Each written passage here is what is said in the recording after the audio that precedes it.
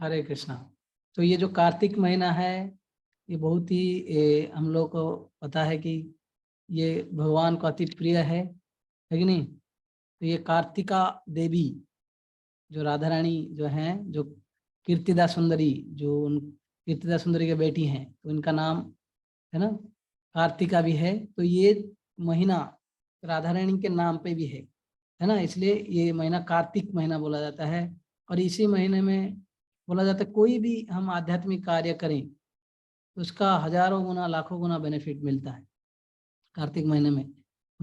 हालांकि गीता में भगवान बोलते हैं कि जो सारे महीने हैं मास में से मार्गशीर्षा नाम हम बोलते हैं कि है ना, मासानाम मार्गशीर्षा नाम हम, मतलब सारे मास में से मैं मार्गशीर्ष हूँ, या है ना, मार्गशीर्ष महीना जो है भगवान जो श्रेष्ठ है। लेकिन फिर भी क्योंकि ये महीना जो कार्तिक महीना ये राधा रानी को बहुत प्रिय है, और ये महीने में अनेक सुंदर सुंदर लीलाएं हुई थी। आप अगर शास्त्र में पढ़ेंगे कई सारे लीला, जैसे इसी महीने में बोला जाता है कि जो भगवान ने गोवर्धन धारण किया था, गोवर्धन पूजा होता है।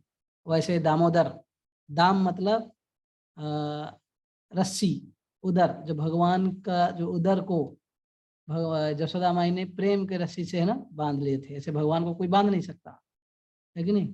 तो इसे दामोदर, वो लीला भी उसी दिन दिवाली के दिन हुआ था। और आप सब लोगों को पता है जैसे भगवान राम 14 साल वनवास गए है ना, जो लौट के आए इसी दिन ही आकर पहुंचे थे दिवाली के दिन। और सारे अयोध्या वासी जो है उस दिन दीप प्रज्वलित करके भगवान को स्वागत किए, है कि नहीं। और जस्ट उससे पहले अभी जैसे रावण का वध हुआ, ये जो 10 दिन हम लोग नवरात्रि जो 9 दिन का ये जो हुआ होता है, विजयादशमी उत्सव, ये सब पालन हुआ, है कि नहीं। तो ऐसे सुंदर सुंदर लीला ये महीने में हुआ था। और राधा कुंड श्याम कुंड का भी आविर्भाव हुआ था। और ऐसे जो 6 महीना ध्रुव महाराज तपस्या किए, ध्रुव महाराज तपस्या किए। आप लोगों को पता होगा है ना, ब्रह्मा से भी बड़ा राज्य चाहते थे अपने माँ के द्वारा, जब इंसल्ट हो गया था सुनीति के द्वारा, हाँ, तो सूर्य जी के द्वारा। तो बाद में जाकर वो तपस्या करते हैं कि मुझे अपने दादाजी से भी बड़ा राज्य चाहिए, ब्रह्मा जी से भी बड़ा राज्य चाहिए था। तो जाकर तपस्या की। ये 6ठा महीने में कार्तिक महीना, वो आज भी एक ध्रुव टीला है, वहां पर तपस्या किए थे वृंदावन में एक जगह पे। तो भगवान उनको 6 महीने में जब उनका तपस्या तो बहुत कठोर था, भगवान दर्शन दे दिया। तो ऐसे कार्तिक महीने का अनेक अनेक महिमा है।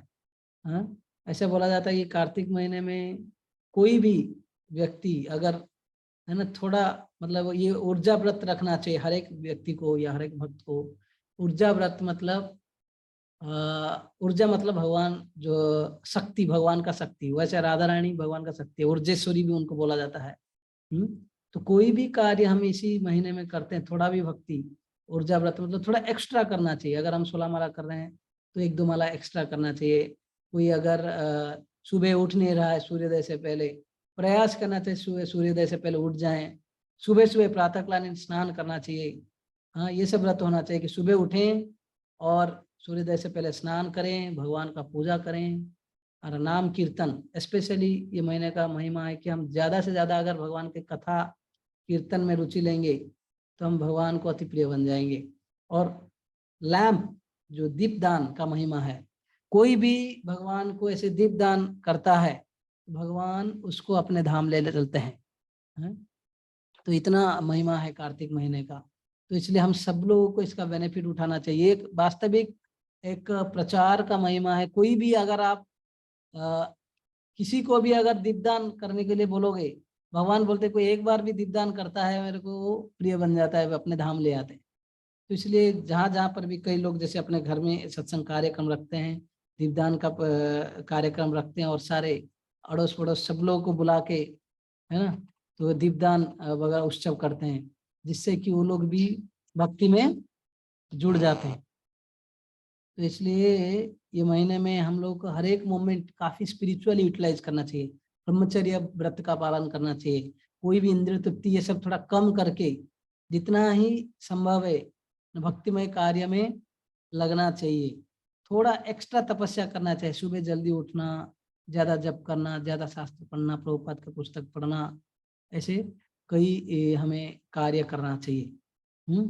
ऐसे कार्तिक महीने का महिमा बताते हुए लास्ट टाइम भी मैं बोला था, और ये फेमस स्टोरी से आप लोगों सबको पता है। तो ऐसे शास्त्रों में वर्णन है, ये सब पद्म पुराण, स्कंद पुराण में ऐसे अनेक स्टोरी है। तो एक ऐसे एक चूहा था, ठीक है, एक विष्णु मंदिर में एक चूहा था, जो कि उस दिन उसको काफी भूख लगा था। जब जब ऐसे कार्तिक का महीना था, पुजारी जब अल्टर बंद करके, है ना, भगवान का मंदिर बंद करके वो जब चला गया, चूहा का तो भूख लगा था, वो जाकर घी खाने के लिए जाकर वहाँ इवन वो जो जो दीप जो जल रहा था उससे घी खाने लगा। लेकिन खाते खाते क्या हुआ, इवन उसका जो बत्ती, उसको भी वो सोच के चूहा जो है दीप वहां से भी घी खाने के लिए प्रयास किया, तो जो दीप जो जल रहा था, वो जो बत्ती, वो उसके मुंह में लग गया। उसके कारण क्या हुआ कि उसका जो शरीर जलने लगा, बड़ा तड़पते तड़पते, है ना, भगवान का परिक्रमा कर लिया था एक बार, बड़ा कष्ट में। और जैसे ही वह शरीर छोड़ा, भगवान तुरंत एक वैकुंठ विमान आया और इनको भी चतुर्भुज शरीर प्राप्त हो गया और अपने भगवान के धाम चले गए। तो अनजान में, है ना, भगवान ने यही बेनिफिट ले लिया कि, तो इन्होंने यही सोच लिया कि इन्होंने क्या कि अपने शरीर को जला के मुझे दीप प्रज्वलित कर लिया, हाँ, दीपदान किया। तो कहने का मतलब यह है कि जाने अनजाने में कोई व्यक्ति ऐसे दीपदान करता है तो इतना महिमा है। तो कहना ही क्या, अगर कोई जान न समझ कर अंडरस्टैंडिंग के साथ, डिवोशन के साथ भगवान को डेली, है ना, दीपदान करें कार्तिक महीने में स्पेशली, तो उसका फिर क्या महिमा। तो इसलिए जब हम दीपदान का उत्सव करते हैं, कई लोग जुड़ जाते हैं भक्ति में।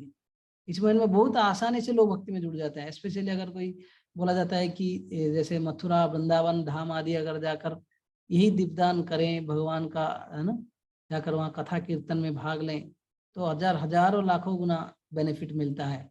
और साथ ही साथ शास्त्र में यह भी बोला गया, इसी महीने में अगर कोई कुछ ऐसे ही कुछ व्रत नहीं ले रहा है या एक्स्ट्रा भक्ति नहीं कर रहा है, उसको भी उतना ही क्या बोलते हैं, पनिशमेंट मिलने वाला है। हाँ, तो इसलिए इसी महीने में हमको काफी सतर्क रहना चाहिए। जितना है इंद्र तृप्ति ने इसको कम करके ज्यादातर भगवान के भक्तिमय कार्य में जुड़ जाना चाहिए। हाँ, और आप सब लोगों को पता है इसी महीने में कौन सा लीला बहुत फेमस है, कौन सा लीला? दामोदर लीला प्रभु। यस, तो दामोदर लीला। तो जो भगवान को कोई बांध सकते हैं? हैं? भगवान को कोई नहीं बांध सकता। फिर भी हम देखते हैं कि जशोदा माई कैसे अपने प्रेम से कृष्ण को बांध देते हैं। इस लीला तो काफी सुंदर है। तो ऐसे लीलाएं, जैसे भगवान, ऐसे बोला जाता है कि ईशोपनिषद में ऐसे अनेक जगह पे वर्णन है कि अगर देवता लोग भागते भी है ना, और कृष्ण भगवान, बस भगवान जो है अगर चल भी रहे हैं, फिर भी वो भगवान को पार नहीं कर सकते, मतलब सरपास नहीं कर सकते। या मुनि लोग, योगी लोग ऐसे करोड़ों करोड़ों साल तपस्या करके भी इवन भगवान के नाखून तक नहीं पहुंच सकते हैं। लेकिन ऐसे कैसे संभव कि जशोदा एक साधारण एक स्त्री है ना, वो, है ना, भगवान को बांध सकती है। और ऐसे भगवान जो, जिनको इवन भय भी डरता है, यमराज, है ना, या भयम स्वयं विभेति श्रीमद् भागवत का श्लोक है, तो जिनको भय भी स्वयं डरता है, ऐसे भगवान यशोदा के जो छड़ी के भय से, है ना, ना अभी माखन चुरा लिए थे, ये लीला तो है, हम डिस्कस करेंगे, हैं, फिर भाग रहे थे यशोदा के भय से, ऐसा कैसे संभव? ऐसे भगवान कैसे ऐसे लीला कर रहे हैं कि एक तो भगवान किसी से डरते नहीं, इवन भय भी उनको डरता है, और दूसरा यहाँ पे डर के भाग रहे हैं। और भगवान आनंदमय अभ्यास आज है, हर समय आनंद में रहते हैं, लेकिन यहाँ पर रो रहे हैं, क्या बात है? ऐसे जो द्वंद्व है लीलाओं में, ऐसे कई सारे कॉन्ट्राडिक्शन है, ये केवल जो है भगवान में ही समा जाता है, भगवान का जो प्रेम में, भक्ति में, है ना, बोलते हैं कि जहाँ पे लव इज ब्लाइंड जो प्रेम में सब कुछ समा जाता है। कभी कभी प्रभुपाद एक तात्पर्य में, वही भागवत में ये अध्याय में, 9वां स्कंद का 10वां स्कंद का 9वां अध्याय में बोलते हैं, कभी कभी प्रेम में मतलब कुछ भी किया जा सकता है। जैसे कभी कभार कोई बच्चा का आंख ही नहीं होता है, जन्म से अंधा होता है, लेकिन उसको अपना पिता माता उसको देते हैं नाम Padmalochan. Your eyes are like lotus, है ना, आपका आंख जो कमल समान है, कमल लोचन या पद्म लोचन, हाँ, क्योंकि प्रेम से तो ऐसे ही भगवान को कोई बांध नहीं सकता, है ना, भगवान किसी से नहीं डरते, फिर भी भगवान अपने भक्तों के बस में है। श्रीमद् भागवत में ऐसे वर्णन है, जिस समय अम्बरीश महाराज ये दुर्वासा मुनि के तरफ अपराध किए हुए थे और जाकर वो पहुंच गए भगवान विष्णु के पास, बोले कि आप मुझे रक्षा करो। बोले नहीं नहीं, मैं किसी का रक्षा नहीं कर सकता, इनफैक्ट मैं इंडिपेंडेंट नहीं हूँ, मैं स्वतंत्र नहीं हूँ, आया मैं अपने भक्तों के अधीन में हूँ। अहम भक्त पराधीन ही स्वतंत्र द्विजः। फिर बोल रहे कि अहम भक्त पराधीन, मैं अपने भक्त के अधीन में हूँ, हाँ, मैं कोई स्वतंत्र नहीं हूँ। ही अस्वतंत्र इव द्विज है, द्विज है दुर्वासा मुनि, मैं स्वतंत्र नहीं हूँ, मैं अपने भक्तों के अधीन हूँ, मैं कोई स्वतंत्र नहीं, मैं पराधीन हूँ। फिर आगे का लाइन बोलते हैं साधुवीर ग्रस्त हृदय भक्तेर भक्त जन प्रिय। बोलते मैं साधु का हृदय में ग्रस्त, मतलब कि कोई जैसे बांध के रख देता है ना, तो वैसे ही मैं कोई भक्त के हृदय में ऐसे बिल्कुल ग्रस्त हूँ। यहाँ तक कि कहना है क्या, साधु भक्तेर भक्त जन प्रिय, इवन उस साधु का जो भक्त है, भक्त का जो भक्त है उसको भी मैं उसी के अधीन में हूँ। तो हाँ, तो इसलिए तुम अम्बरीश महाराज के पास जाओ, वही अगर वो क्षमा कर देगा तो हो जाएगा।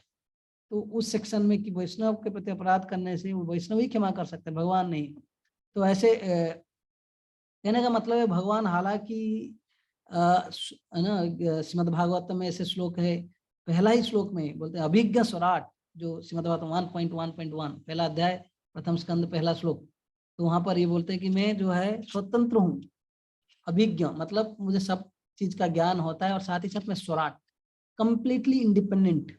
लेकिन यहाँ पर भगवान बोल रहे हैं कि मैं भक्तों के अधीन हूँ, आम भक्त पराधीन। कहने का मतलब ये भक्त वात्सल्यता भगवान का है, हैं? भगवान जो है अपने भक्तों के हर समय अधीन रहते हैं, कि भक्त जितना भगवान को प्रेम करते हैं तो उतना ही भगवान अपने भक्त से भी आदान प्रदान करते हैं। ये यथा माम प्रपद्यन्ते, जैसे जैसे हमारा सरेंडर बढ़ते जाएगा, है ना, जैसे जैसे हम अपने आप को जितना समर्पण भगवान कर देंगे उतना ही समर्पण भगवान अपने आप को कर लेते हैं।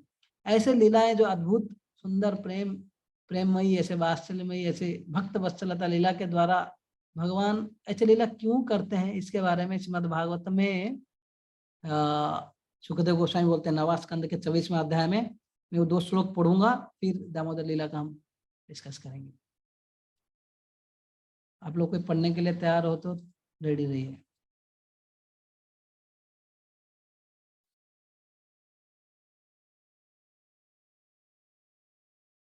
यस, कोई पढ़ेंगे वॉलंटरीली?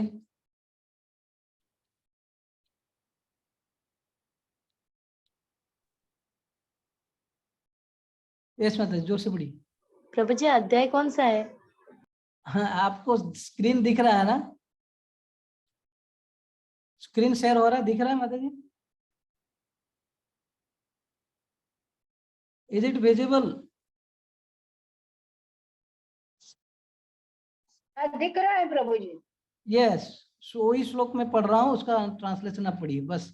ये श्रीमद् भागवतम का नवा स्कंद 24वां अध्याय श्लोक नंबर 1। हरे कृष्णा प्रभु, मैं पढ़ू ट्रांसलेशन? ट्रांसलेशन पढ़िएगा, रुकिए मैं श्लोक पढ़ता हूँ। ओके प्रभु जी भागवतम ठीक है लिया है प्रभु। क्या? ये भागवतम का है, भागवतम का है, ठीक है। नवा स्कंद, नवम स्कंद 24वां अध्याय 61 नंबर श्लोक। कलौ जनिष्यमाणानां दुःख शोक तमोनुदम् अनुग्रहाय भक्तानां सुपुण्यं व्यतनोद यशः। पढ़िए ट्रांसलेशन प्रभु जी। To show causeless mercy to the devotees who take birth in the future in this age of Kali, the Supreme Personality of Godhead Krishna acted in such a way that simply by remembering him, one will be freed from all the lamentation and unhappiness of material existence. In other words, he acted so that all future devotees, by accepting the instructions of Krishna consciousness stated in Bhagavad Gita, could be relieved from the pangs of material existence. Yes, तो यहाँ पर सुखदेव गोस्वामी बोल रहे हैं कि कलो जनिष्य मानन, जो आगे कलयुग के जो लोग आएंगे, जनता जो भक्त लोग आएंगे, कि वो लोग जो भी जो दुख शोक और है ना मोह, ये जो तम जो इग्नोरेंस है ना, इससे ऊपर उठ जाएंगे। केवल क्या कराएंगे, अगर मेरा ऐसे सुपुण्यम व्यतन हो, ऐसा मेरा अगर कथा अगर सुनेंगे तो केवल मेरा कथा सुन के ऐसे मेरे भक्तों का जो है उद्धार हो जाएगा, दुख शोक तम ये सबसे ऊपर उठ जाएंगे। तो ऐसे सोचकर भगवान ने अनुग्रहाय भक्तानाम, उनको कृपा करके अनुग्रह करके दया पूर्वक है ना, तो ऐसे सुंदर सुंदर लीलाएं की हैं। सुपुण्यम व्यतनोद यशः, ऐसे एक कथा जो है वास्तविक श्रीमद् भागवत है। आप लोग म्यूट कर लीजिए अपने आप को। Cannot be, not ever be. तो ऐसे सुंदर कथाएं किए, सुंदर सुंदर लीलाएं किए, जिससे कि हम लोग सुनकर हमारा जो उद्धार होगा, हमारा कई सारे जो कलमश सुख शोक दुख ये सब लैमेंटेशन फ्रस्ट्रेशन ये सारे चीजें उड़ जाएंगे केवल अगर हम कथा सुनेंगे।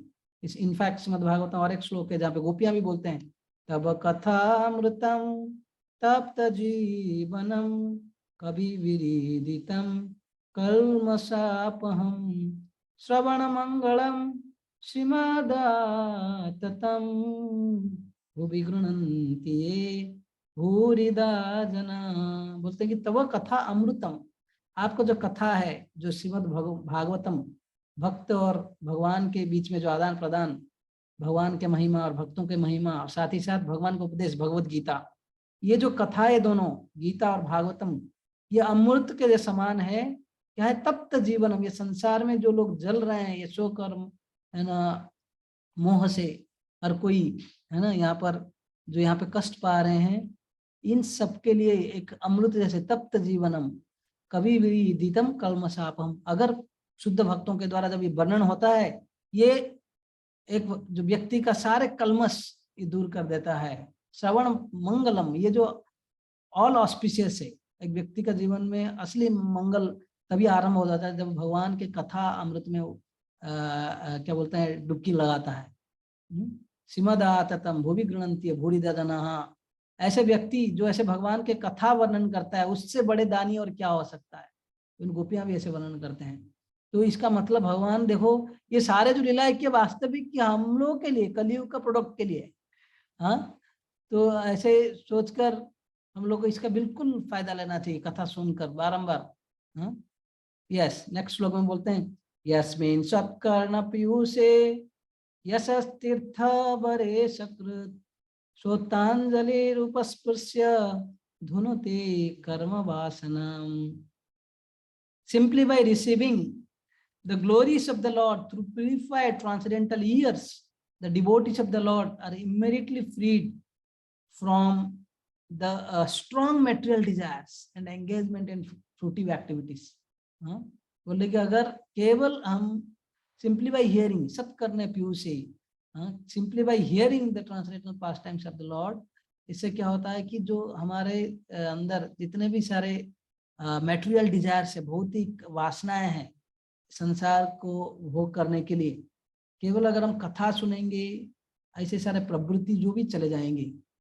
हाँ, तो ये बहुत ही जरूरी है। इसलिए भगवान का जो लीलाएं हैं बहुत ही मधुरमय है।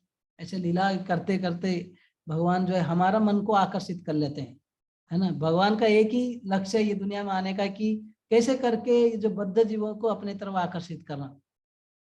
जैसे कोई एक ड्रामा पार्टी आता है ना, अपने बिल्कुल टीम के साथ आते हैं, है ना, जो भी लीला ड्रामा पार्टी आते हैं, तो इसको जो भी एक्टिंग कुछ रोल्स करते हैं जिससे कि सारे लोगों को आकर्षित कर लेते हैं। अगर ऐसे कोई व्यक्ति आकर्षित हो गया कि ड्रामा पार्टी में ज्वाइन करना है तो वो भी बाद में आ सकता है। तो वैसे ही भगवान ऐसे सुंदर सुंदर लीलाएं करते हैं और फिर इसके द्वारा कि एक बद्ध जीवात्मा को अपनी तरफ आकर्षित कर लेते हैं। तो ऐसे जो दामोदर लीला हुआ, ये किस दिन हुआ था, मैं बोला था अभी जस्ट थोड़ी देर पहले, दिवाली के सुबह, है ना, दिवाली के दिन हुआ था। ऐसे बोला जाता है कि सुबह सुबह मतलब ऐसे हर दिन जसोदा माई के पास कंप्लेन आता था कि तुम्हारा बेटा जो हमारा घर से आकर क्या कर रहा है, कि माखन चोरी कर रहा है। यशोदा माँ जो कंप्लेन करते थे, यशोदा माता जी बोलते थे कि हमारा घर में कोई थोड़ी दूध और दही माखन का कमी है, हमारा घर में स्वयं तो 9 लाख गाय हैं। तो फिर वो क्यों जाएगा आपके घर में चोरी करने के लिए? अगर लाना है तो पकड़ के लाओ रेड हैंडेड। कृष्ण के बारे में कंप्लेन कर रहे थे, लेकिन कभी भी कोई नहीं पकड़ पाते थे। तो ऐसे हर दिन कंप्लेन करते थे। लेकिन यशोदा माँ एक दिन ऐसे ही सोचने लगी, ये लोग कंप्लेन कर रहे, कुछ ना कुछ तो होगा, कुछ ना कुछ कमी है, शायद मेरा घर का जो माखन उतना टेस्टी नहीं हो रहा है, क्योंकि सब नौकरानियां बना रही है ना। ये तो रानी थी, यशोदा रानी, नंद बाबा जो राजा वृंदावन के, बोले थे अगर दूसरे लोग काम करते हैं, नौकरानियां काम करते हैं, शायद वो लोग उतना टेस्ट नहीं बना रहे हैं। अभी मैं क्या करूंगा कि स्वयं मैं बनाऊंगा ये माखन। हाँ, तो कहने का मतलब ये है कि कभी कभी हम लोग सर्विस जो है दूसरों के द्वारा करवाते हैं। तो कोई भी चीज जो है, जब ऐसे बोला जाता है ना, किसी अपने लोगों के द्वारा करने से वो सर सेवा जो है, कोई भी काम जो है सेकंड क्लास हो सकता है, और भी थोड़ा कोई नौकर या किसी से द्वारा कराते तो थर्ड क्लास होता है। लेकिन अगर फर्स्ट क्लास काम करना है तो खुद करना चाहिए, है ना, हमको अपना सेटिस्फैक्शन आता है। वैसे ही यशोदा यहाँ पर सोच रही थी कि मुझे, है ना, ऐसे में खुद अपने हाथों से मेरे लाला के लिए बनाऊंगी, ऐसे सोच रहे थे। और यशोदा उसके लिए बोलते हैं कि कृष्ण को बेस्ट सर्विस देने के लिए क्या भाव था यशोदा का, समझना चाहिए कि ऐसे यशोदा माँ का हालांकि 9 लाख गाय थे, उसमें से कुछ स्पेशल गाय थे जिनको सुगंधित घास वगैरह दिया जाता था। तो उन लोगों का नाम था पद्मगंधा गाय। ऐसे करीब 20, कहीं पे बोलते हैं 100, जो भी, लेकिन वो सब गाय को जो है स्पेशल ग्रासेस खिलाया जाता था। उनका जो दूध का ही स्पेशल सेंट जो स्मेल आता था, ऐसे पद्म जैसे। हाँ, तो ऐसे गायों का जो दूध कलेक्ट करके उसी दिन सुबह सुबह, जब कृष्ण भगवान ऑलरेडी सोए हुए थे, कान्हा जो सोए हुए थे, तो यशोदा उठ जाती हैं और उठकर जाकर, बिल्कुल उनका वर्णन है श्रीमद् भागवत में, बहुत सुंदर वर्णन है किस प्रकार वो एक साफरन रोब, साफरन कलर का, जो येलो कलर का, केसरी कलर का कपड़े पहने हुए थे, अपना जो क्या बोलते हैं, कमर को बिल्कुल टाइटली बांधे हुए थे कि ताकि वो काम कर पाएंगे, ये जो मथनी, जो दही मथने का जो सेवा कर पाएगी अच्छे से। और ऐसे पूरा सुंदर वर्णन है कैसे वो भगवान का ऐसे जो दधी मथते समय भगवान का कई सारी लीलाएं जो है गाते गाते, कि वृंदावन भक्तों का ये स्वभाव है कि हर समय आनंद में रहते हैं, तो और भगवान का गुणगान में रहते हैं। तो उसे कैसे कृष्ण भगवान जन्म हुए, फिर कैसे वो पुतना का वध की, तृणावध का वध किया, ऐसे सारे लीलाओं को गाते गाते यशोदा जो है वो अपना दही मथ रही थी। तो उस समय कृष्ण, ऐसे बोला जाता है, जो जहां पर भी कथा होता है भगवान वहां पर पहुंच जाते हैं। तो यहाँ पर यशोदा इतना प्रेम से कृष्ण के लिए ही इतना सुंदर माखन ये इसके लिए बना रही थी। तो कृष्ण भगवान जो सो रहे थे, सुबह सुबह अर्ली मॉर्निंग बोला जाता है, तुरंत उठ गए, क्योंकि जहां पर भी भगवान का कथा होता है भगवान वहां पर पहुंच जाते हैं। ऐसे एक सुंदर भजन है, हरि सदा वसे तत्र यत्र भागवत जना गायन्ति भक्ति भावेन हरे नामैव केवलम। वहां पर बोल रहे हैं कि आचार्य जो है, हरि सदा बसे तत्र, हरि जो भगवान हरि उस जगह पे सदा बस जाते हैं, वो सदा रहते हैं जहां पर यत्र भागवत जना, जो भगवान के शुद्ध भक्त लोग जहां पर बैठकर क्या बोलते हैं, गायंती भक्ति भावेना, जहां पर भक्ति भाव से ऐसे भगवान का गुणगान करते हैं, हाँ, वहां पर हर समय भगवान रहते हैं। तो कहने का मतलब यहाँ पर अगर यशोदा इतना प्रेम से भजन कर रही है, गा रही है और साथ ही साथ सेवा कर रही है, कृष्ण कॉन्शियस कंप्लीटली हो रही है ना। जैसे हम कोई भी कार्य करते हैं, कभी कभी भगवान को भूल जाते हैं, अगर भगवान के लिए कुछ परचेजिंग के लिए गए, कुछ कार्य के लिए गए, लेकिन भगवान को भूल जाते हैं। लेकिन भगवान को स्मरण करने का असली तरीका है कि सेवा के साथ साथ कुछ भजन, कुछ ऐसा हरिनाम, कुछ कीर्तन लगा के या खुद गाते गाते करना चाहिए कंटिन्यू, या कान में कुछ लेक्चर सुन दें, जहाँ पर कि जैसे जरूरी नहीं है, जैसे फिजिकल काम, बर्तन धो रहे हो या कुछ कुकिंग कर रहे हो, उस समय कुछ मेंटल इंटेलिजेंस वो कुछ जरूरी नहीं है, तो उस समय हम ऐसे भगवान के कीर्तन वगैरह सुन सकते हैं, या कथा लाउड स्पीकर में लगा के या ईयरफोन में लगा के हम सुनते सुनते सेवा करेंगे तो एक एक किसके लिए कुकिंग कर रहे हैं कि भगवान के लिए कुकिंग कर रहा हूँ, भगवान का बर्तन धो रहा हूँ, भगवान के लिए झाड़ू मार रहा हूँ। जैसे चैतन्य महाप्रभु जगन्नाथपुरी में जो रथ यात्रा हो रहा था, रथ यात्रा के पहले दिन तो महाप्रभु ने सारे अपने भक्तों को लेकर गए कि हम आज गुंडीचा मंदिर का मार्जन करेंगे, क्योंकि यहाँ पर जो है भगवान कल आने वाला है और भगवान को स्वागत करने के लिए हमें ये एरिया बिल्कुल मार्जन करना चाहिए, अपना हृदय को जैसे साफ करना है भगवान को स्वागत करने से पहले, तो वैसे ही लीला करें मार्जन करेंगे बोल के बुलाए। और साथ ही साथ जो भी इतने सारे राजा ने सारा व्यवस्था कर देते, मटका, झाड़ू, है ना, पानी, ये सारे जब कार्य जब संपन्न हो रहा था गुंडीचा मार्जन लीला, सारे भक्त लोग जो है आपस में क्या कर रहे थे, ऐसे नहीं बोल रहे थे कि झाड़ू दे दो या पानी दे दो, मटका दे दो, ऐसा नहीं, बिल्कुल खाली बोलते थे हरे कृष्णा हरि हरि, है ना, हरि बोल, मतलब कुछ देना भी था हरि बोल, लेना भी था हरे कृष्णा हरि बोल, यही आपस में चल रहा था। बोलते हैं कि खाली एक ही खाली शब्द सुना रहता हरि हरि, हरे कृष्णा हरे राम, बस भगवान का ही नाम सुनाई दे रहा था। जैसे भगवान अपनी लीला में दिखाया, ऐसे यशोदा माई भी यहाँ पे दिखा रही है कैसे वो ऑब्जर्व थी, ये बिल्कुल उसका मन सब कुछ भगवान की सेवा में लगी हुई थी। और कृष्ण भगवान चले जाते हैं और नींद से उठते हैं, क्योंकि मैं जैसे बोला है कि भगवान जहाँ पर कथा होता है कीर्तन होता है भगवान पहुंच जाते हैं, भगवान तुरंत वहां पर जाते हैं, ऐसे नींद से उठ के बिल्कुल अपने आंख को ऐसे मलते हुए जाकर पहुंच जाते हैं। पहला बात है तो जाकर वो जमथनी जो उसको पकड़ लेते हैं और पकड़ के सीधा अपने माँ के जो अंक मतलब अपने गोद में चढ़ जाती हैं। तो यशोदा माँ उसको देखते हैं कि कृष्ण बहुत बुद्धिमान हो गया, बोला कि छोटा बच्चा वो कैसे मथनी को बंद करना है वो सीख गया। ये सोच के यशोदा को बहुत प्रसन्न हुई कि मेरा लड़का जो है इतना बुद्धिमान बन गया है, तो तुरंत गोद में उठा लेती है और कृष्ण भगवान बोलते मुझे दूध पीना है। वैसे यशोदा जब इस तरह का पहना तो मंथन कर रही थी जब दधी, उस समय भी ऐसा बोला जाता है उनका स्तन से तो ऐसे दूध वात्सल्य ममता के कारण ऐसे बह रहा था। तो कृष्ण आए तो उसको स्तनपान करने लगे और यशोदा कृष्ण का फेस देख रहे हैं, बहुत आनंदित हो रहे हैं। कृष्ण भी कभी कभी बीच में स्माइल कर रहे हैं तो यशोदा को भी बहुत आनंद आ रहा है। हाँ, तो ऐसे काफी समय चला गया था, लेकिन यशोदा साथ ही साथ ये दही मथने के समय साथ ही साथ बाजू में कई सारे जो पद्मदा गाय के जो दूध हैं उनको भी क्या बोलते चूल्हा में बैठाई थी कि वो, हाँ, ताकि उनको बाद में दही में परिवर्तन करके फिर माखन बनाएगी। लेकिन उस समय क्या हुआ, जब कृष्ण भगवान यहाँ पे दूध है ना पी रहे हैं तो यशोदा देखी कि बाजू में क्या हो रहा है कि वो सब दूध जो है उगल रहा है जो जिनको बैठाए थे चूल्हे में। ऐसे बोला जाता है कि आध्यात्मिक जगत में हर एक चीज का चेतना है, हर एक चीज का चेतना है। हाँ, यहाँ पर लेकिन हाँ जैसे यहाँ पर ये टेबल हो माइक हो इनका कोई चेतना नहीं, अपने से कुछ काम नहीं कर पाएंगे, लेकिन आध्यात्मिक जगत में ऐसा नहीं, वहां पे हर एक चीज का चेतना है। तो वहां पे दूध सोच रहा था, ये देखो यशोदा माँ के कृष्ण के प्रति अनंत प्रेम है और कृष्ण भगवान भी यहाँ पे स्तनपान कर रहे हैं, ये तो फिर अनंत समय तक चलेगा, फिर हम लोग किस काम का है, कुछ काम का नहीं। हम जो है दूध ये सोच रहे थे कि हम कुछ काम का नहीं, so better to commit suicide. तो वो लोग उगलने लगे, नीचे गिरने लगे।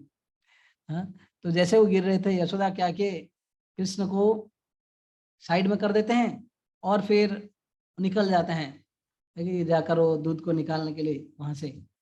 तो कृष्ण भगवान जो बहुत गुस्सा आता है, यही सोच रहे थे मैं यहाँ पर हूँ, मेरे को साइड करके दूसरा चीज को अटेंड करने के लिए गए। ऐसे कौन सा चीज हो सकता है जो भगवान से भी महत्वपूर्ण है कि भगवान को सेवा कर रही थी अभी यशोदा, दूध पिला रही थी, इनको बाजू में रख के फिर चले गए जाकर दूसरी चीज को अटेंड कर रहे हैं। यस, कौन सा चीज ऐसे इतना इम्पोर्टेंट है? ऐसे बोला जाता है कि भगवान का सेवा जो है भगवान से भी इम्पोर्टेंट है। हाँ, क्योंकि यशोदा जो है भगवान का यहाँ पे सेवा के लिए ही, भगवान के लिए ही वो सारे जो दूध जो बिठाए थे, जो पद्मगंधा गायों का स्पेशल गायों का और स्पेशल दूध, वो भी कृष्ण के लिए, ताकि वो जाकर आगे इधर उधर से नहीं खाएं, नहीं चुराएं, तो उनके लिए ही रखे थे ना, तो इसलिए वो जाकर उसको अटेंड किए। कहने का मतलब है कि यहाँ पर एक सिद्धांत हो सकता है, कभी बोलते हैं कि अरे भगवान जब पास में थे फिर क्या जरूरी था उसको जाकर अटेंड करना दूसरे दही दूध को। तो यही है कि सिद्धांत ये है कि जब भगवान का सेवा करना होता है तो वो बहुत इंपॉर्टेंट है। कभी कभी हम लोग भगवान के साथ में रहना चाहते हैं, ऐसे कई सारे लीलाएं हैं। तो भगवान के साथ में रहना और भगवान का सेवा नहीं करना, फिर उससे मतलब क्या है कि नहीं? तो जो सेवा का जरूरी है, हाँ, सेवा तो भगवान, इवन भगवान से दूर भी जाना पड़े लेकिन भगवान से सेवा करना बहुत इंपॉर्टेंट है। शिला प्रभुपाद ने अमेरिका गए वृंदावन छोड़ के, किसके लिए गए? अगर प्रभुपाद आज वृंदावन नहीं गए होते क्या होता? ना प्रभुपाद नहीं गए होते, हम लोग शायद इधर ऑनलाइन पे या ऑफलाइन पे टेंपल में इधर कुछ हम नहीं रहते, है कि नहीं? न माला जपा करते या ऐसे कोई धोती कुर्ता तिलक पहन के ऐसे कलयुग का भयानक प्रभाव से बच पाते, बचने के लिए प्रयास करते, ये कभी संभव नहीं होता। हाँ, तो शिला प्रभुपाद भी ऐसे ही भगवान विरह से वृंदावन में जब जा रहे थे और शिप में दो बार हार्ट अटैक हुआ और वहीं पे ही जन्माष्टमी मनाए। हाँ, वहाँ पे लिखते हैं अपने डायरी में कि आज मैं वृंदावन से बहुत ही विरह महसूस कर रहा हूँ। 70 साल उम्र के बुढ़ा है कि व्यक्ति, वृद्ध व्यक्ति वृंदावन धाम, जबकि वृद्ध व्यक्ति वृद्ध अवस्था में लोग वृंदावन आते हैं, लेकिन यहाँ पर शिला प्रभुपाद जा रहे हैं। तो वैसे ही यशोदा कृष्ण को साइड कर दिए और कृष्ण के लिए जो सेवा करने के लिए जो रखे थे दूध, उसको जब अटेंड किए तो कृष्ण बहुत नाराज हुए और उस नाराज अवस्था में उन्होंने एक है ना वो मटका को फोड़ दिया बाजू में कुछ लेकर। हाँ, बाद में यशोदा उसको अटेंड करके जब आती है देखती कृष्ण नहीं है, खाना नहीं है, लेकिन वो क्योंकि जो दही जो फट गया था, ऐसे भगवान तो फोड़ दिया लेकिन यही सोचा नहीं था कि उसमें से, छोटे बच्चे थे अब लीला कर रहे हैं, तो पता नहीं था कि उसमें से ऐसे दूध निकलेगा, दही निकलेगा, क्योंकि दधी मथन कर रही थी। तो उनका पैर में चारों तो उसमें भी उनका अभिषेक हो गया टाइप का, तो उसके ऊपर चारों अपना फुट स्टेप्स कर करके वो जाकर एक घर में जाकर, यहाँ पर ऐसे तो दधी निकल रही थी साथ में, है ना, वो डर भी गए थे, कृष्ण डर भी गए थे और साथ में जो गुस्सा थे साथ ही साथ डर गए थे। तो अभी जाकर ऊपर जाकर एक उखल में दूसरे घर में जाकर माखन चोरी कर रहे थे, माखन खा रहे थे और साथ ही साथ कई सारे बंदर हैं उनको भी खिला रहे थे। ये सारे जो बंदर थे, बोला जाता है कि ये सब रामलीला के बंदर थे। रामलीला में भगवान ने बोला कि मैं तो आप लोगों को कुछ नहीं दे पाया, है कि नहीं, तो अगले लीला में आप लोगों को मैं दूंगा। तो अभी भगवान सोच रहे थे मैं अभी ऋण चुकाऊंगा इन लोगों को, तो बंदरों को भी खिला रहे थे। हाँ, तो उस समय बोला जाता है कि अभी यशोदा जो है वो एक हाथ में छड़ी पकड़ ली थी, यही सोच रही थी कि सही में ये जो यशोदा, ये सारे जो गोपियां तो कंप्लेन कर रहे थे माताएं, ये कोई गलत नहीं था, मेरा लड़का जो बहुत शरारत हो गया है, बहुत नटखट हो गया है, इसको अभी सुधारना चाहिए। तो एक स्टिक पकड़ी थी और पीछे से आई, जैसे आई तो पहले तो कृष्ण पूरा धम क्या बोलते ना, अपने दुनिया में थे, बंदरों को खिलाते खिलाते पहले बंदर लोग देख के भागने लगे, तो कृष्ण समझ गए कि पीछे कोई है, तो माँ है, तुरंत जंप किया और भागने लगे। और जब भाग रही थी कृष्ण भगवान जब भाग रहे थे, अभी कृष्ण दौड़ रहे हैं तो कौन पकड़ सकता है। यशोदा वैसे ही काफी एल्डरली थी, है ना, वो बहुत उम्र हो गया था उनको, है ना, शरीर बहुत भारी था तो नहीं दौड़ पा रही थी। अभी भगवान को कोई बांध नहीं सकता, ऐसे भगवान को पकड़ भी कोई नहीं सकता, लेकिन देखे कि माँ बहुत प्रयास कर रही है, हाँ, तो फिर अपने आप को पकड़ने के लिए अलाउ कर दिया। हाँ, ऐसे बोला जाता है कि जब यशोदा माँ भाग रही थी, उनके जो सर से जो कई सारे फूल जो लगे हुई थी, सर पे जो पुष्प कई सारे लगाए थी, वो सब गिर रहे थे। ये सारे जो पुष्प है यही सोच रहे थे कि यशोदा जो है आज भगवान को प्रेम में बांधेंगे, हाँ, तो इसलिए हमको हल्का करना चाहिए यशोदा को, हाँ, तो ताकि वो कृष्ण को पकड़ें और प्रेम से बांधें, तो इसलिए वो नीचे गिर रहे थे, तो यशोदा को सम्मान करने के लिए, उनका बोझा कम करने के लिए।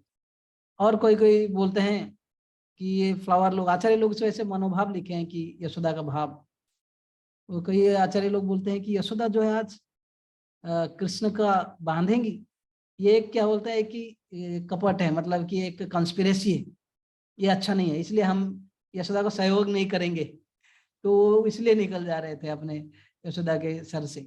तो जो भी है ये सब भाव है, और जाकर कृष्ण भगवान को पकड़ लेते हैं और कृष्ण को बहुत डांटते हैं, हाँ, तो बहुत नटखट हो गए हो, है ना, चोर हो गए हो, तुम्हारा वंश परंपरा सब चोर है। यशोदा कृष्ण बोलते हैं नहीं, हाँ, तो बोलते हैं कि तुम बंदर लोगों के साथ रहकर बंदर जैसे हो गए हो, बंदरों का मित्र हो गए हो। तो कृष्ण बोलता अच्छा मैं बंदर हो गया तो मैं भी जंगल चला जाऊंगा। तो ऐसे ये गोपाल चंपू में सब वर्णन करते हैं जीव गोस्वामी। ऐसे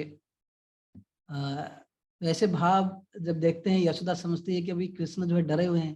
पहले तो कृष्ण यशोदा छड़ी पकड़ी हुई थी और कृष्ण बार बार बोल रहे थे कि वो छड़ी फेंक दो, वो छड़ी फेंक दो। तो यशोदा समझी कि यार मेरा बेटा इतना डर गया, तो छड़ी फेंक देती है। और साथ ही साथ ये सब डांटने के बाद जब कृष्ण बोला कि मैं बंदर हूँ ना, बंदरों का मित्र हूँ ना, मैं भी जंगल में चला जाऊंगा, कृष्ण भगवान बोलते हैं। तो उस समय यशोदा सोचती है अगर बेटा कहीं चले तो नहीं जाए। हाँ, तो इसलिए वो भय से, क्योंकि घर का अन्य बहुत सारे काम करना था, तो ये मन में जो भय था कि कान्हा जो है मेरा लड़का, आजकल छोटे बच्चे भी है ना, कुछ भी प्रॉब्लम होता है वो धमकी देता है ना, भाग जाऊंगा। हाँ, तो वैसे ही यशोदा के मन में डर था, इसलिए उन्होंने बांध दी ताकि वो शरारत नहीं कर पाए और कहीं जाए नहीं और वो अपने काम कर पाए। यशोदा बांध देती हैं, बांधने के लिए प्रयास करती हैं। पहले बोलते हैं कि अपने एक अपने सर का रेबन लेकर प्रयास करती है, फिर कई सारे रस्सी लगाती है, लेकिन 2 अंगुली जो है शॉर्ट पड़ती है। या कितने भी प्रयास करें वही 2 अंगूठी शॉर्ट पड़ रही है। कई सारे रस्सी ला दी, बोलते हैं कि वृंदावन का सारे रस्सी लाकर प्रयास कर ली, फिर भी 2 अंगूठी शॉर्ट पड़ रही थी। अभी 2 फिंगर्स शॉर्ट पड़ रहा था। तो यशोदा में आश्चर्य हो रही थी क्या बात है। और वो यशोदा जो है ऐसे बोला जाता है रानी थी, कभी घर के बाहर उस दिन सुबह मतलब कभी बाहर नहीं जाती थी, लेकिन उस दिन सुबह सुबह के समय दिवाली के दिन ये भाग रही थी।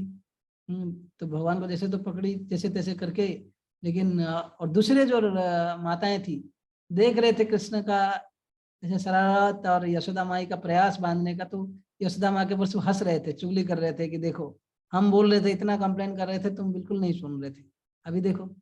और उसके ऊपर हंस रहे थे कि बांध नहीं पा रहे इतना छोटा बच्चा को भी। तो ऐसे महाराज भी आए हुए थे, गुरु महाराज बोल रहे थे कि जब सब लोग चुगली कर रहे थे माँ को, यशोदा माँ के ऊपर, तो कृष्ण सोचे अरे मेरा माँ का बेइज्जती हो रहा है, तो उन्होंने बोला कि मैं अलाउ कर देता हूँ। तो स्वयं बोलते हैं कि मुझे बांध लो अभी। हैं तो यशोदा जब फिर बांधती हैं तुरंत बन जाते हैं। कहने का मतलब है भगवान को कोई बांध नहीं सकता जब तक भगवान अलाउ नहीं करे। तो ये जो है प्रेम का, यशोदा के प्रेम से भगवान बंध गए। और ये आचार्य लोग जो है इसके ऊपर टीका टिप्पणी करते हुए बोलते हैं कि ऐसे तो ये जो 2 अंगूठी है जो शॉर्ट पड़ रहा था, 2 फिंगर्स, इसका अर्थ है कि हमारा चेष्टा कोई भी कार्य में हम चेष्टा करेंगे, साथ ही साथ भगवान का कृपा। जैसे यशोदा को हालांकि बांधने के लिए प्रयास कर रही थी और दूसरे लोग चिढ़ा भी रहे थे, उनके ऊपर चुगली कर रहे थे, फिर भी यशोदा हंस हंस कर सोच रही थी कि क्या हो गया, ये रस्सी बंद क्यों नहीं रहा है। हंस हंस कर वो कंटिन्यू कर रही थी, उसको चेष्टा छोड़ी नहीं। ऐसे बोला जाता है सुबह तो लीला चालू हुआ, शाम तक चला गया भगवान को बांधते बांधते, मतलब इतना समय चला गया, लेकिन यशोदा जो है वो अपने कार्य जो ये जो चेष्टा नहीं छोड़ रही थी। हाँ, तो इसका अर्थ ये है कि कोई भी कार्य अगर चेष्टा करते हैं तो भगवान बिल्कुल प्रसन्न हो जाते हैं। भगवान दयापूर्वक आ गए उनको बांधने के लिए, हाँ अलाउ कर दिए। तो हमारा चेष्टा और भगवान की कृपा, हम अगर खाली अपने चेष्टा के ऊपर भरोसा करेंगे, कोई गारंटी नहीं सक्सेस का। ऐसे होता तो आजकल हर कोई IIT एग्जाम देता है, हर कोई IAS एग्जाम देता है, हर कोई सक्सेसफुल होता है। नहीं, हर कोई एंडेवर करता है, अगर उनका जीवन में है वो अगर मिलना है, इफ दे डिजर्व, देन वो भगवान के मर्जी से होता है। कोई भी कार्य, चाहे भौतिक हो आध्यात्मिक हो। हम लोग भी जब भक्ति में हम प्रयास कर रहे हैं आगे बढ़ने के लिए, जब करने के लिए मन नहीं लगता है ना, कभी कभी कई सारे समस्याएं, घर का समस्या, मन इंद्रियों का समस्या, कंपनी का समस्या, हर प्रकार के परेशानियां हैं, लेकिन हतोत्साहित नहीं होना चाहिए। यशोदा जैसे हंस हंस कर चेष्टा कर रही थी, वो ऐसे ही हमें एंथुजियास्टिक रहना है, चेष्टा छोड़ना नहीं है। अगर कंटिन्यू करते रहेंगे करते रहेंगे करते रहेंगे, एक दिन होगा है ना, भगवान की कृपा जरूर आएगी। श्रीमद् भागवत में ऐसे वर्णन है कि जो चातक पक्षी है, एक पक्षी है चातक पक्षी बोल के, वो केवल भगवान के सॉरी क्लाउड जो है ना, मेघ, तो वो जो प्योर वाटर ही पीता है और कुछ नहीं। जब बारिश होगा तब जाकर वो पानी को पिए और कुछ नहीं। हाँ, तो इस सोच सकते हैं कब बारिश होगा, कब क्या होगा, फिर भी वो वेट करता रहता है, होप आफ्टर होप। तो वैसे ही हम सब लोगों को जीवन में तकलीफ आए कुछ भी हो, लेकिन होप आफ्टर होप रख के अगर कंटिन्यू करते रहेंगे, एक दिन जरूर भगवान का कृपा आएगा और भक्ति करना बहुत आसान हो जाएगा। हाँ, ऐसे बोलते हैं कि इधर 3-4 फेजेस इन आवर लाइफ, मतलब होपलेस डिफीट, कोई भी भक्ति कार्य में स्पेशली होपलेस डिफीट, मतलब कि आराम से ही जब कई लोग देखते हैं इसको के भक्त लोग को देखते हैं, चाय भी नहीं, कॉफी भी नहीं, कांदा लहसुन कुछ भी नहीं, जीवन में बचा क्या है, तो ऐसे तो हमारे जीवन में हो नहीं सकता, ऐसे सोच लेते, उसको बोलते होपलेस डिफीट। दूर से प्रणाम करके भाई तुम लोग महान हो, हम अपने दुनिया में रहते हैं। दूसरा है स्ट्रगल एंड डिफीट। हाँ, स्ट्रगल करते करते तो प्रयास कर रहे हैं लेकिन फिर गिर रहे हैं, जैसे छोटा बच्चा जो चलने के लिए प्रयास करता है गिरता है, हाँ, फिर सपोर्ट ले लेकर चलता है। तो ऐसे स्ट्रगल एंड डिफीट जो है हम सब लोगों का फेज है ना। स्ट्रगल होगा, थोड़ा डिफीट होगा, जब तक हम भक्तों के संग में नहीं रहेंगे बार बार डिफीट होते रहेगा। एक दिन बहुत उत्साहपूर्वक 2-3 बजे उठ जाएंगे, दूसरे दिन सीधा 6-7-8, हाँ, फिर कोई मतलब है नहीं। तो ऐसे स्ट्रगल एंड डिफीट चलता रहेगा, लेकिन बार बार अगर हम भक्तों के संग में आएंगे और प्रयास करते रहेंगे तो स्ट्रगल एंड सक्सेस पे जाएंगे। धीरे धीरे क्या होगा, स्ट्रगल एंड सक्सेस। जैसे कोई पहाड़ चढ़ना, मतलब कि धीरे धीरे स्ट्रगल एंड सक्सेस, ऐसे चढ़ चढ़ के अगर ऊपर तक आ गए फिर नीचे आना बहुत आसान है, दूसरे फेज पार करना, तो उसको बोलते हैं एफर्टलेस सक्सेस। तो 4 फेज है, स्ट्रगल एंड डिफीट, पहाड़ देख के डर जाना। दूसरा है स्ट्रगल एंड डिफीट, जा रहे हो गिर रहे हो, फिर कोशिश कर करके स्ट्रगल एंड सक्सेस कर करके टॉप पे आ गए। तो इतना लेवल पे पहुंचने के बाद फिर दूसरे जो स्लोप जाना बहुत आसान है, उसको बोलते हैं एफर्टलेस सक्सेस। मतलब उसमें और चेष्टा नहीं करना है कि ऐसे बस नीचे उतरने के लिए। ऐसे ही एक भक्त के जीवन में होपलेस पहले तो रहता है, बिल्कुल क्या बोलते हैं, भरोसा नहीं रहता है, लेकिन अगर वो प्रयास करते रहेगा, पहले डिफीट होगा, गिरते रहेगा, लेकिन धीरे धीरे धीरे धीरे अगर भक्तों के संग में सिंसियरली हॉनेस्टली प्रैक्टिस करेंगे, प्रयास करेंगे, श्रवण कीर्तन करते रहेंगे, साधु संग में रहेंगे, प्रसाद खाएंगे, है ना, जितना हम ईगर रहेंगे, एंथुजियास्टिक रहेंगे, डिटरमिन्ड रहेंगे, तो क्या होगा, सक्सेस के ऊपर जाएंगे, सक्सेस की तरफ। और एक समय खाली खुद सक्सेसफुल नहीं होंगे कि ये सब प्रैक्टिस करने में, दूसरों को भी साथ में लेकर चलेंगे, उसको बोलते हैं एफर्टलेस सक्सेस। आज गुरु महाराज हो, कई सारे सीनियर भक्तों में हम देखते हैं कि कैसे वो इतना उत्साहपूर्वक, इतना उम्र होने के बाद, इतना शरीर बिल्कुल काम नहीं कर रहा, फिर भी उसमें प्रचार कर रहे हैं। जैसे जयपताका महाराज 2008 में उनको स्ट्रोक आया, फिर भी आज तक वो प्रचार कर रहे हैं। तो ऐसे ही जैसे यशोदा ने चेष्टा किया तो भगवान कृपा मिला, हुआ ऐसे ही हम सब लोगों को ऐसे होप आफ्टर होप भगवान का चेष्टा में लगने, मतलब भगवान का सेवा करने के लिए लगे रहना चाहिए और प्रयास करना चाहिए, प्रयास छोड़ना नहीं चाहिए।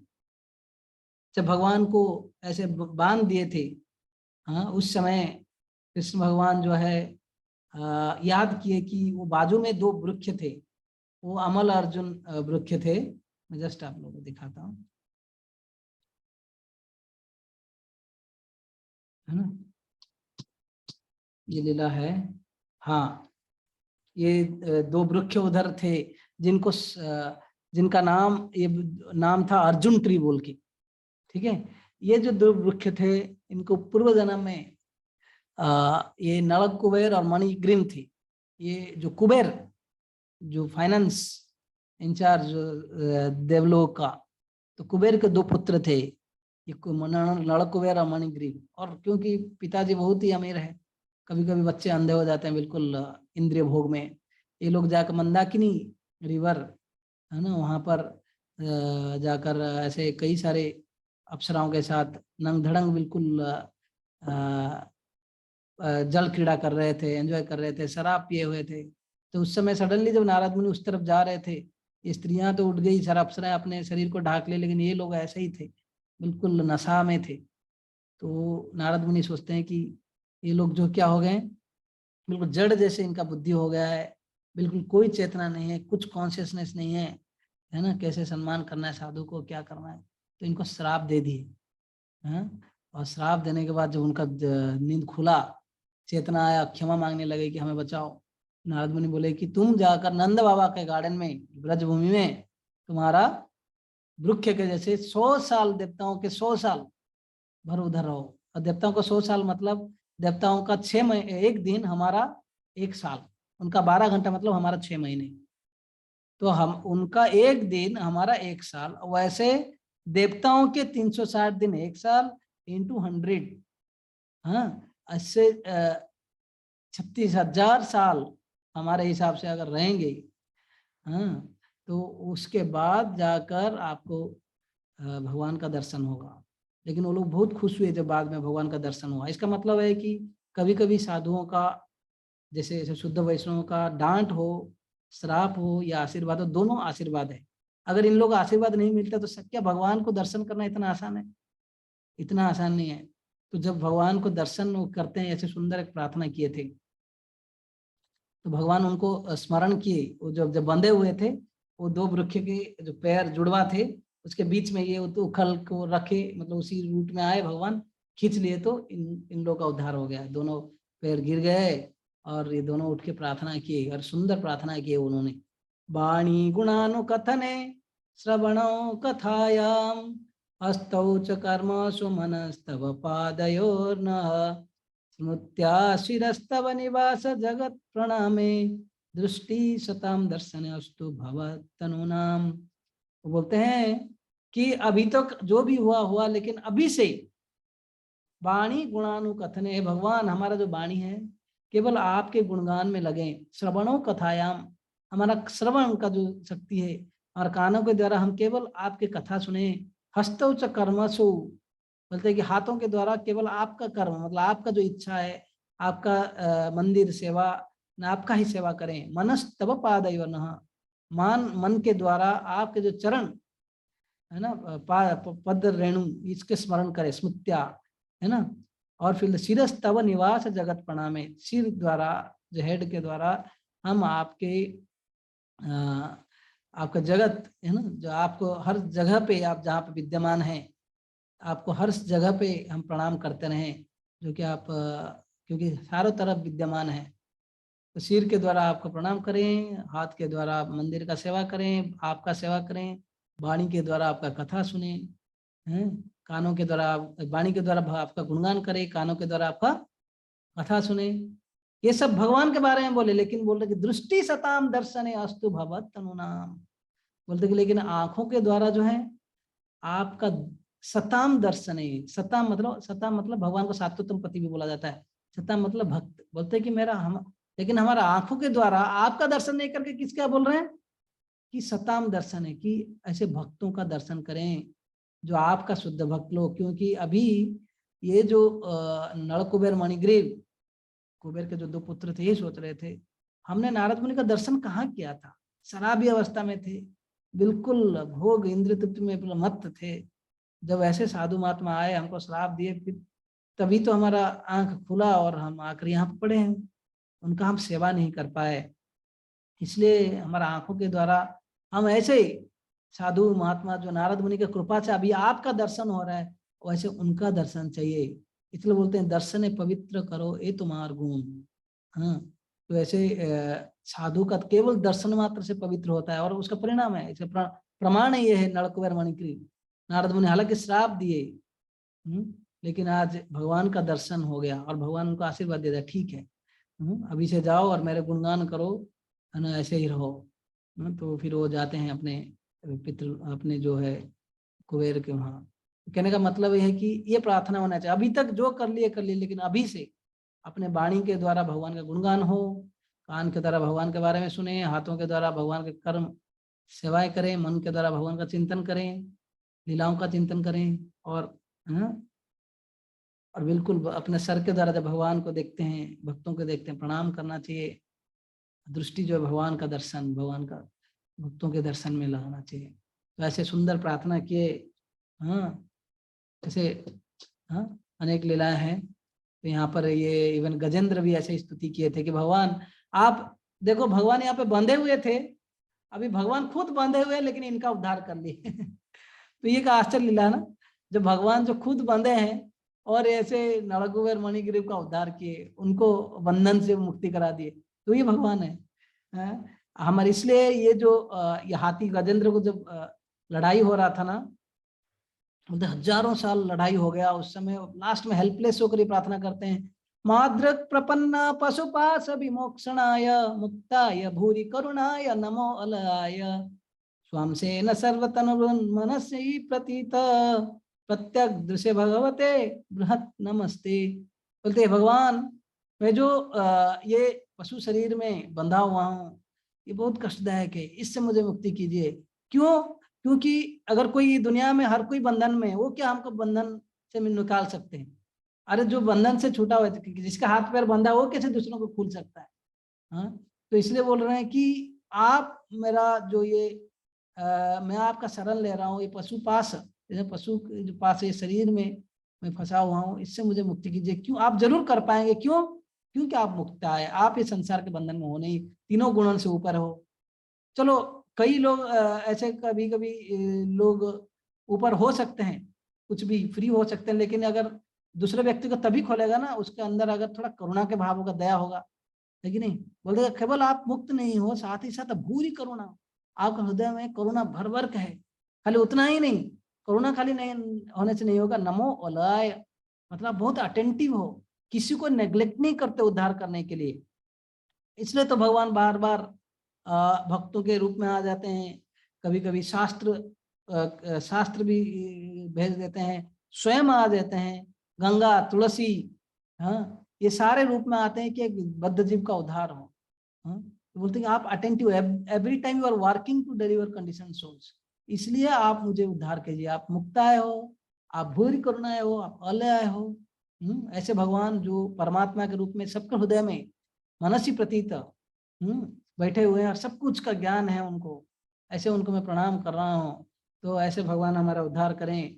समाओ, जैसे मैं बोल रहा था कि हम तो इस स्थिति में हैं, कई सारे तकलीफ है, लेकिन अगर हम चेष्टा करेंगे, यहाँ पर जैसे शिक्षाष्टक में एक सुंदर प्रेयर है, अयि नंद तनुज किंकरम पतितम विषमे भवाम बुधो कृपया तव पाद पंकज स्थित धूलि सदृशम विचिंतया।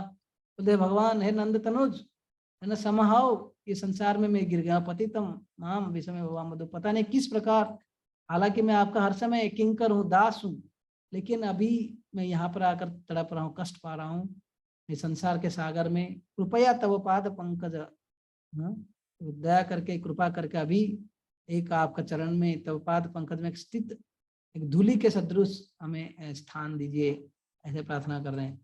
तो ये लीला बहुत गहरा है, तो इससे हम कई शिक्षाएं सीख सकते हैं।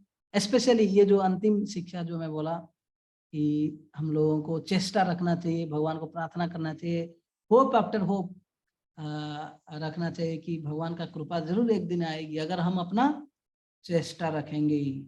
और साथ ही साथ जब एक बार हम लोग भक्ति में जुड़ गए, पूर्व जो कई सारे कामनाएं वासनाएं पापमय कार्य से बचने के लिए प्रयास करना चाहिए। जैसे ये नल कुबेर मणिग्रीव भी प्रार्थना किए कि वाणी गुणानुकथने, वाणी जो है गुण के, भगवान के गुण गान करने में लगे, श्रवणों कथाया, कान के द्वारा भगवान की कथा सुनने से हर एक इंद्रिया को भगवान के सेवा में लगाने के लिए प्रयास करना चाहिए, तभी तो जाकर हम कृष्णा कॉन्शियस हो पाएंगे, कृष्ण भावना भावित। नहीं तो ऐसे नहीं कि घर में एक, भक्तों के साथ एक, ऑफिस में एक, मतलब एक क्या बोलते हैं ना, कलेर चला, कड़ी का चला, यहाँ पे डबल ट्रिपल रोल, जहाँ पर जा जाए, जैसे जाए वैसे ही बन जाए, वैसे नहीं होना चाहिए। इसको बोलते हैं ना चैमिलियन बोल के एक इंसेक्ट है, अगर पेड़ में डाल दोगे, लीव्स में डाल दोगे ग्रीन हो जाएगा, ब्रांचेस में डाल दोगे ब्राउन हो जाएगा, कहीं दूसरे जगह पे कुछ दूसरा चिन्ह का हो जाएगा, ऐसा नहीं होना चाहिए। ओके, हरे कृष्णा। किसी को कोई प्रश्न है?